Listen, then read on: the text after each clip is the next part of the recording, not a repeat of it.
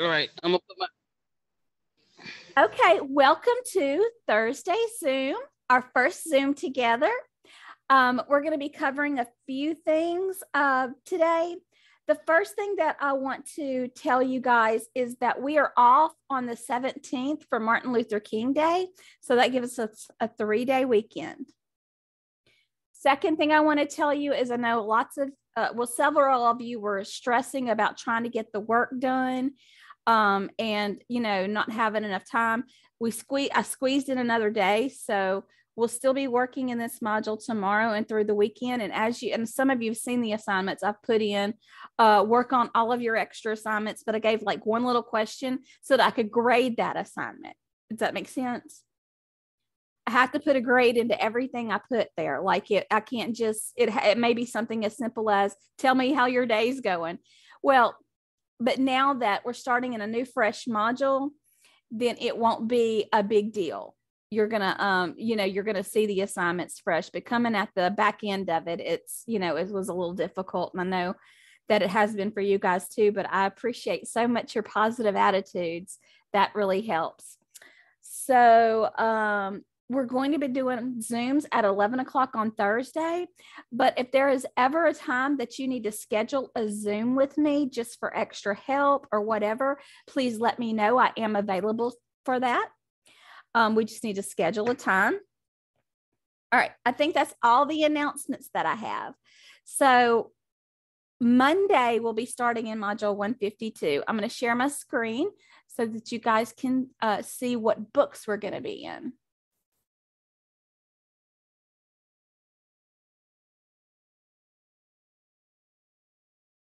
Can you see this? Yes. Okay. Yes, ma'am. So these are paperbacks. So obviously you guys have a Vital Source library. Yours are going to be electronic, but I just wanted to show you what they looked like. Also, if I accidentally put a wrong page number in, it's because I'm using my paper copies, and the electronic version, the page numbers are a little bit different. So I'm trying to get out of the habit of using the paper book and getting more into the habit of using the ebook. But I'm a paper copy kind of girl. But we're going to be using the Step-by-Step 2021 textbook, Step-by-Step 2021 workbook, and you're going to need your ICD-10 manual.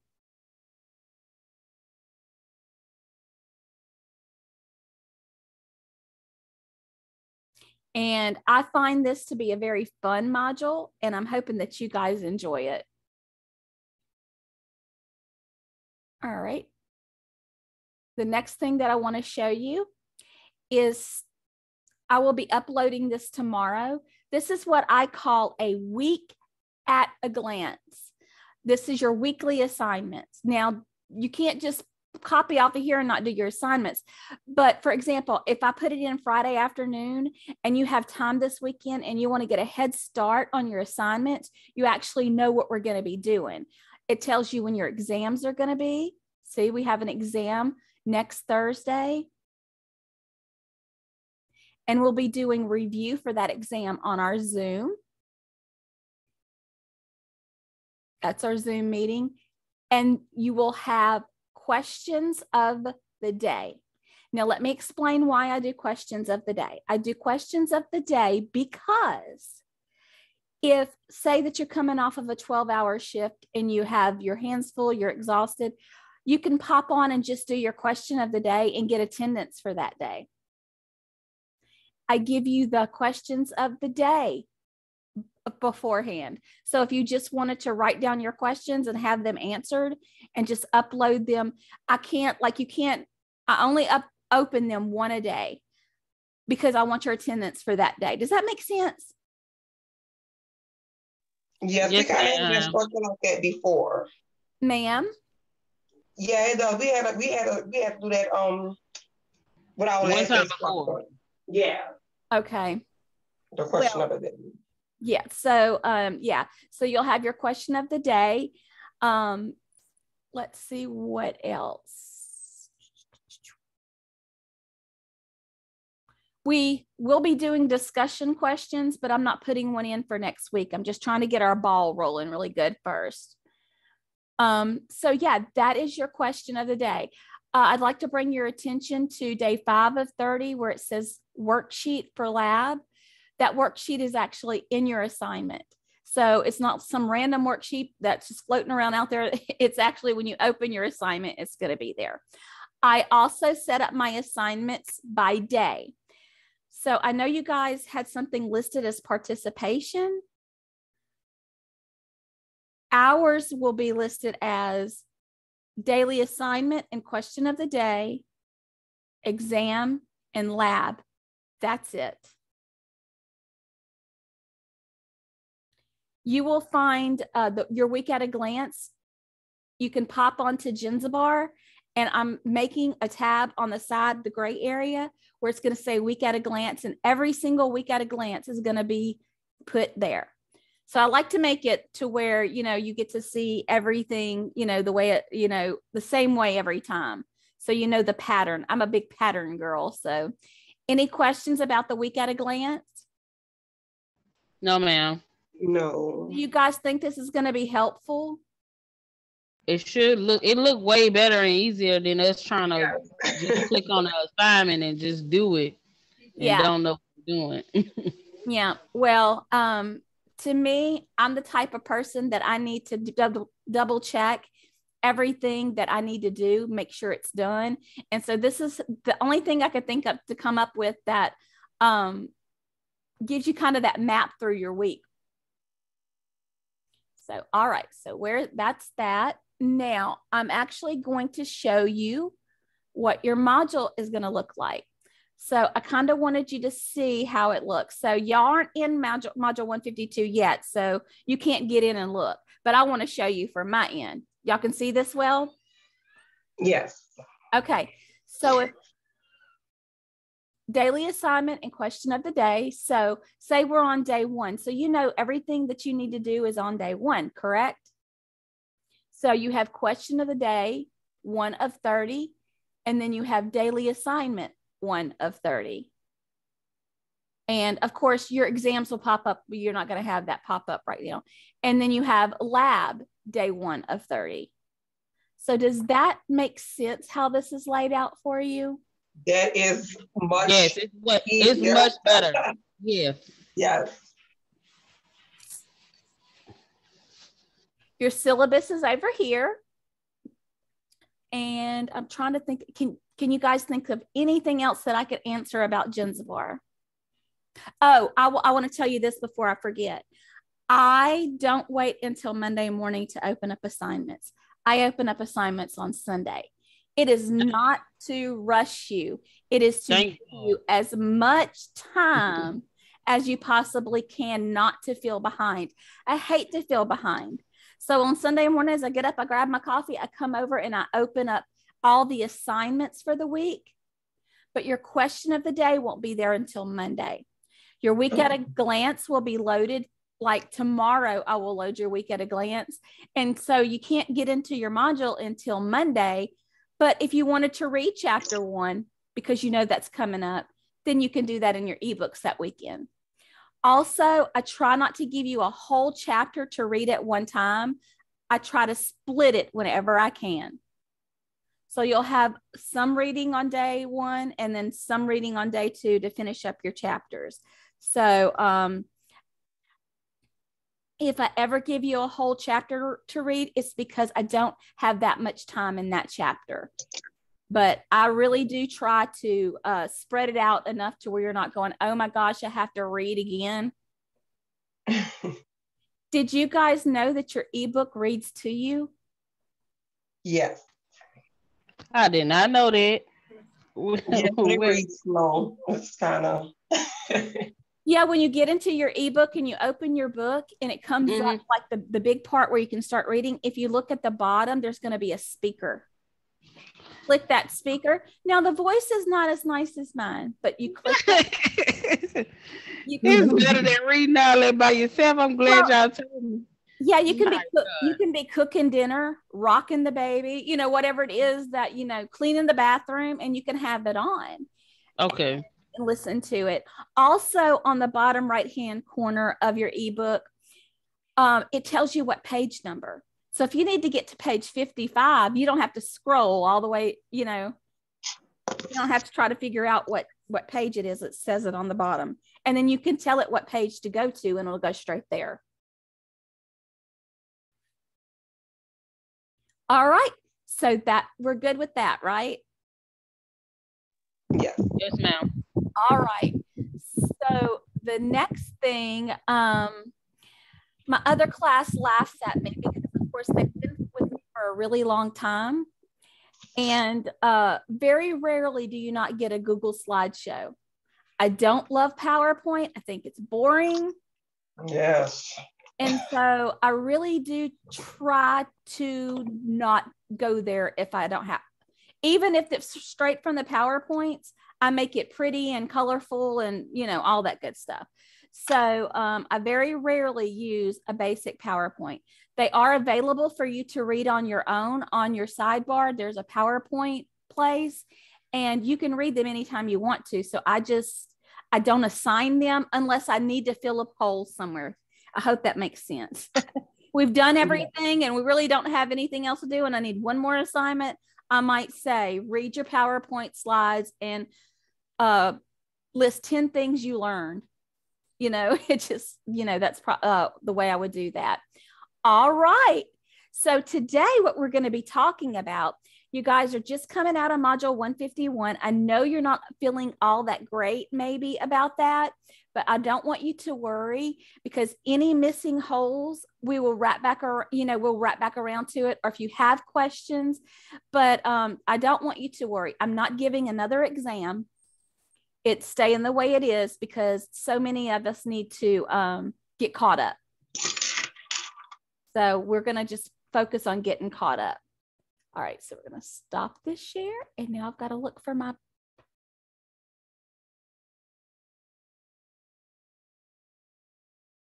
Well, all right, we just pull it up again.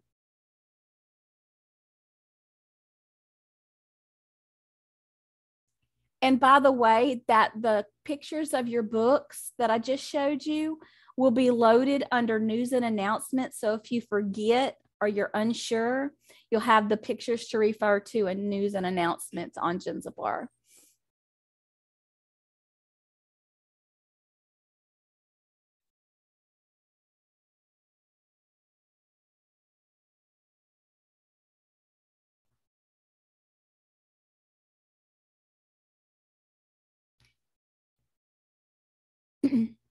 So when I refer to, or we talk about NCCT Prep, do you guys know what that means? No. Okay. No, yeah. All right. So at the end of the program, when you are finished, you can take a certification exam. So it's the National Competency Test. And say that you take the insurance and coding test, you'll be a certified medical billing and coding specialist. So it's that certification, and certifications are always a great thing. So, you know, I would love for you to take it, and I'll make sure you have all the study materials that you need to take it. Matter of fact, I have a few more things to add to it, and I will be emailing everyone those packets by the end of next week. So you can actually pull it and start. It's all going to be just on your computer. You can read it, but it's going to have the prep packet and the answer key. Did I give y'all one for law and ethics? I haven't seen one. Listen, I feel like this week has been a long one. So, all right. So without taking any more time, let's talk about medical laws to know. I want you to know that I didn't put every single one in there because we're going to get back around to it. I'm going to put little, we'll do coding conversations and NCCT news and all kinds of things to kind of pull some of that information out. So let's talk about some laws that are important. I'm going to move y'all on this side. This says Stark Law, not the Stork Law. I just thought it was funny. You know what we do have? I do have this downloaded on my computer, the Stalk Law, the False Claim Act, and stuff like that. Yes, ma'am. All of those. Yeah, it was a while back that we did, I think, with our last instructor, maybe like at the November or something like that. She gave us like it was like a slideshow. Miss Vanessa did? I think so. I had so many teachers, I don't know which one is which. Well, listen, after but it was like a slideshow that she did for us. Okay, that's great. Well, it's good to have that refresher, right? Yes, because I definitely forgot some of them. Okay. So the Stark Law, or the Physician's Referral Law, is a set of laws that forbids doctors from referring patients to a designated health service with which they have a financial responsibility.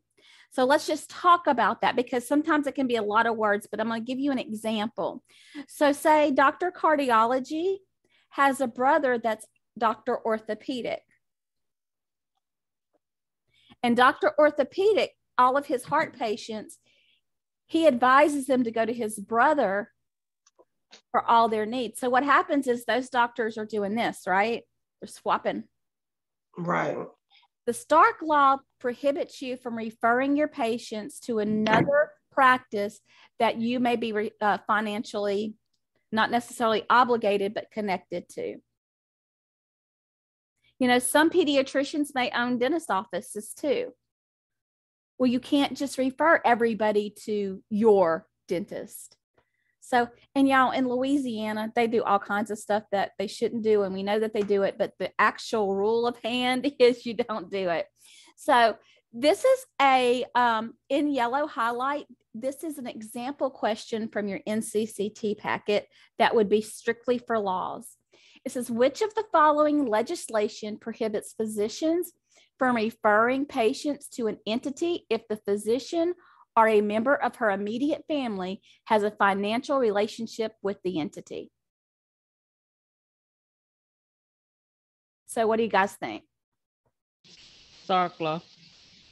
That's the Stark Law, not the Stork Law, the Stark Law. But I'm gonna tell you, sometimes when you take your certification exam and you see Stark Law, in your head you're gonna say Stark Law, not the Stork Law.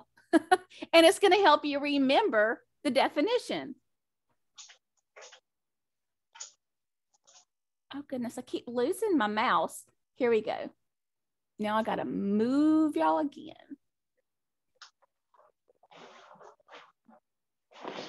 So next we're going to talk about the Anti-Kickback Law.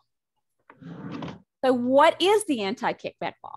The Stark Law, I called it the Stork Law, y'all. The Stark Law and the Anti-Kickback Rule, you can get those confused, but you have to stop and think about what they're actually offering. So the Anti-Kickback Law statute is a U.S. law prohibiting a business or person from offering money to medical personnel in return for recommendation of products or services to patients on certain federally covered medical programs, including Medicare and Medicaid. So some of the examples was giving concert tickets, waiving fees, and like a Saints game pass or something like that. So I'm going to give you an example. If I go to the doctor and I see my doctor and I say, hey, what if I give you my LSU tickets instead of paying today? Anti-Kickback Law. Right.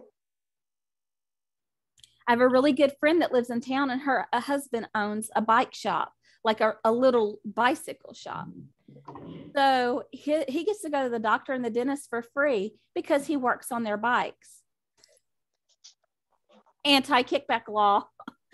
It's fraud. It really is dangerous, but you know, they do what they can, they do what they want to do sometimes. But that is what the Anti-Kickback Rule is. Now remember that when you're thinking about the Stark Law, you're thinking about referring patients to other entities that you're financially linked to. Anti-kickback law is not necessarily like that. It's like monetary gain. Oh, you're going to bring me chocolates? Okay, you don't have to pay today. So.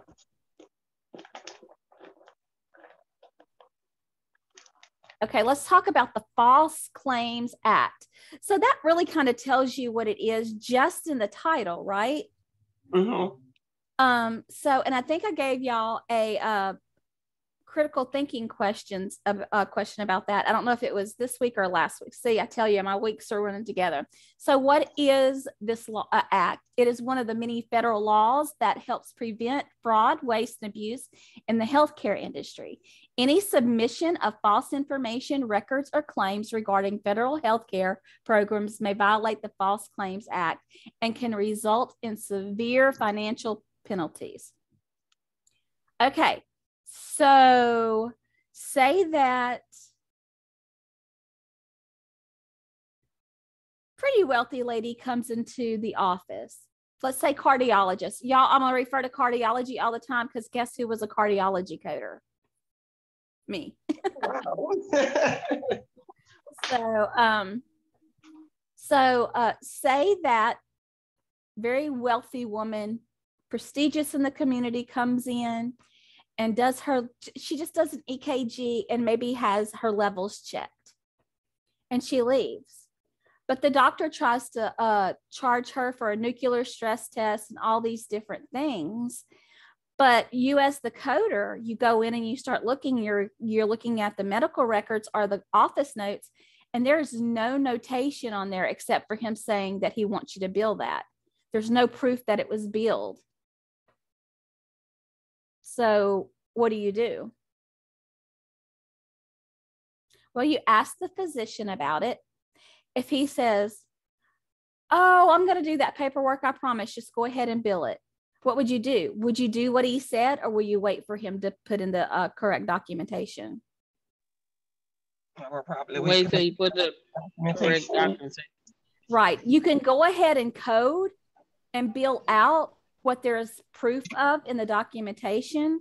Because guys, if you don't remember anything today, well, no, I want you to remember everything. But this is very important.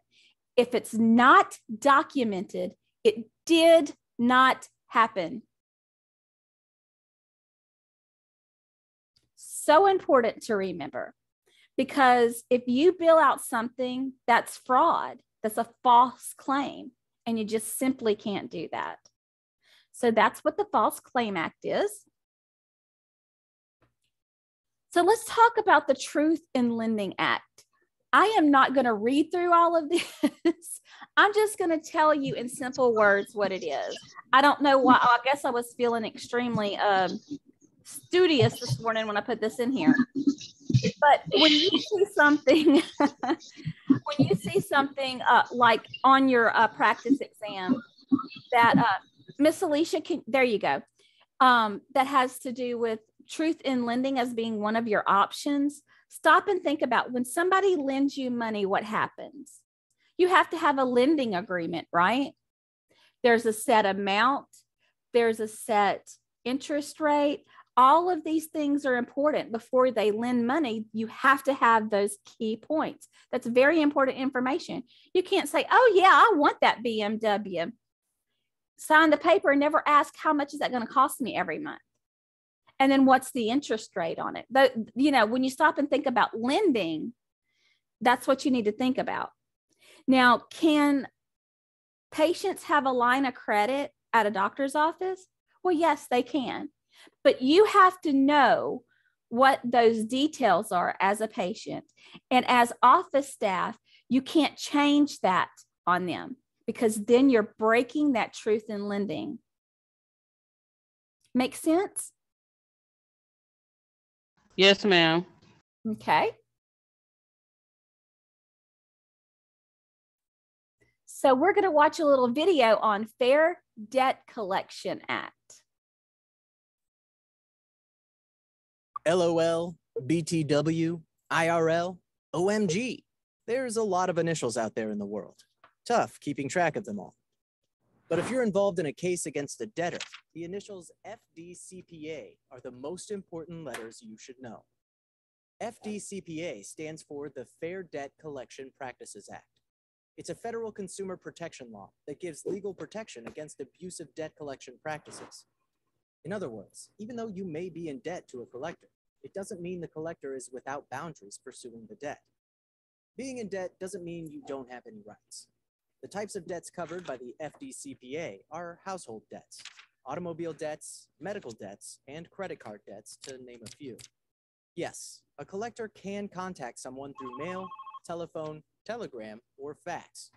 But under the FDCPA, there are a number of things collectors cannot do, such as contact you at an inappropriate time, namely before 8 a.m. This is really important. You allow them to.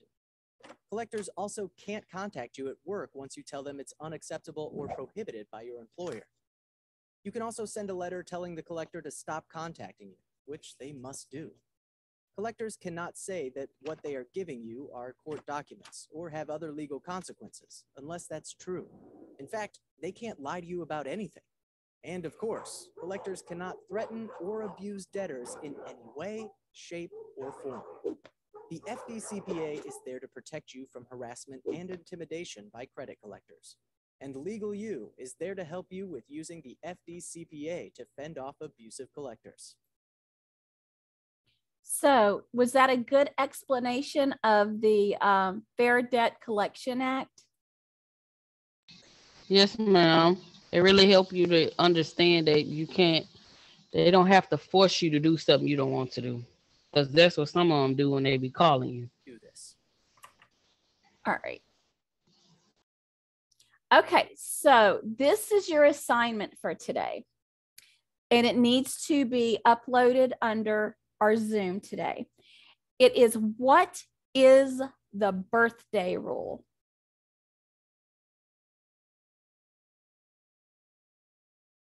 And I will be uploading this video, so if you need to go back and look at anything, you can.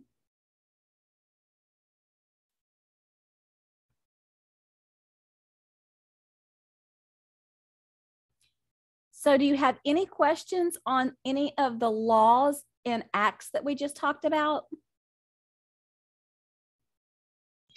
No, I don't. Okay, did you learn something? Yes. Did y'all like my Google slideshow? I can't help it. I love cute stuff. Yes, I prefer that over the PowerPoint any day. Yeah, because the PowerPoints are so boring. Right. Yeah, well, you know, sometimes in this curriculum or in this field, medical billing and coding, it's going to be boring. And I'll tell you, I know it's boring, but I promise it's not going to be boring next time. Because, you know, sometimes you just got to get through those stinking guidelines and rules and all of that. But for today's video, you learned about Medicare. You should have learned about laws and acts in module 151, but I wasn't sure exactly what you guys got. So I just decided that I would pull out the most important laws for you to know. Now, we will be doing some NCCT prep, and the very first NCCT prep that I will be doing with you is going to be the medical ethics and laws. So just because this module's ending doesn't mean that I'm not going to say, okay, next Thursday, we're going to go through this NCCT prep packet and we're going to make sure that you have this down. So, you know, it's not always going to be exactly what, sometimes we need a change, right? Yes. Sometimes I may say we're going to do a Kahoot and I'll make a Kahoot on, I might just make a Kahoot on the medical ethics and laws and we can go through the whole packet. But that way, it to me, doing this same thing every time, you think it gets boring for y'all. It sure gets boring for me. And I can have fun doing anything. So, and my other class always says, well, you may think that that is fun and interesting, but we don't. And I'm like, sorry. Most of them don't say that, though. We have a good time. Please, please, please reach out to me with any questions or concerns. Miss Cynthia and I are trying to figure out a way for me to be getting the GroupMe text messages, but I would like to, I'm not saying that you can't talk to Miss Cynthia, but if it's class related, I need for everybody to be reaching out to me. You should have saved my number. I will answer, but we are going to try to get that group me switched over, or at least me in the group me, so that I can see what everybody's saying and I can answer. So that's something we're working on. So any questions or anything before we go? No, ma'am. All right. No, I'm fine. Well, thank you so much for joining me in Zoom. I hope you have a wonderfully blessed weekend, and let me know if you need anything. Okay, thank you. Thank you so Bye. much. Bye-bye.